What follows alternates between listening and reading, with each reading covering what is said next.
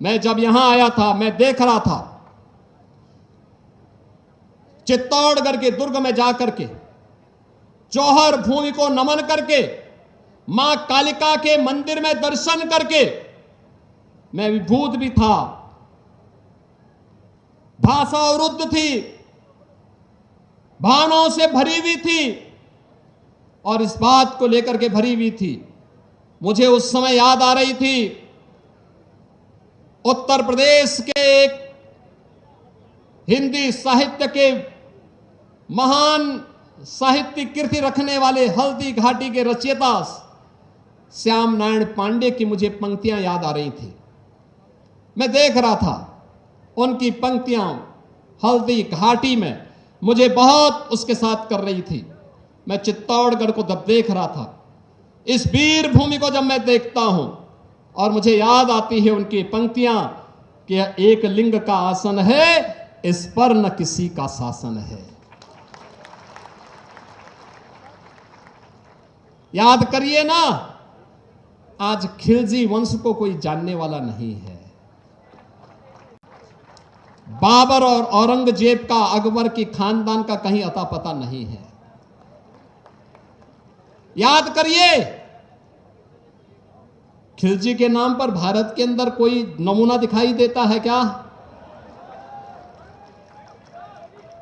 अकबर या बाबर या औरंगजेब के नाम पर कोई दिखाई देता है क्या? कोई सोहदा दिखाई देता है क्या? कोई नहीं दिखाई देता होगा। लेकिन महाराणा प्रताप की वंशावली, महाराजे साहब की उपस्थिति आज भी सैकड़ों वर्षों के बाद हमारे सामने है। वीरांगना पद्मिनी की वंशावली हमारे सामने है, वीर हमीर की वंशावली हमारे सामने है। और इसीलिए तो हमने कहा कि एक लिंग का आसन है, इस पर न किसी का शासन है। नित सिहक रहा कमलासन है, यह सिंहासन सिंहासन है। यह सम्मानित अधिराजों से, अर्चित राज समाजों से इसके पदरज पोछे जाते, भूपों के सिर के ताजों से।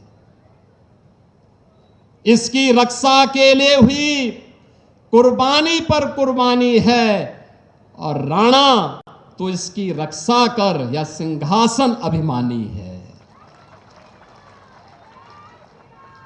बहनों और भाइयों, आज का ये स्मृति दिवस हमें एक लिंग के शासन के प्रति उस नमन को व्यक्त करने का एक अवसर दे रहा है, जिसको आज जौहर स्मृति संस्थान ने 1982 से लगातार, याद करिए, 1303 से लेकर के कई बार जौहर पर जौहर व्रत का यहां पर धारण करने का कार्य यहां की वीर माताओं के द्वारा, वीरांगनाओं के द्वारा लिया जाता रहा।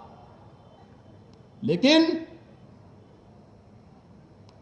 आजादी के बाद ये प्रेरणा जिस राजऋषि को प्राप्त हुई, मैं उनकी स्मृतियों को भी नमन करता हूं, जिन्होंने वर्तमान पीढ़ी को इस बात का एहसास कराया कि आने वाली समय में ऐसी स्थिति पैदा मत होने देना कि हमारी बेटी और बहनों को, हमारी माताओं को जौहर व्रत धारण करना पड़े। इस प्रकार की परिस्थितियां न पैदा हो, और जिससे आज हम सब यहां पर एकत्र हुए हैं।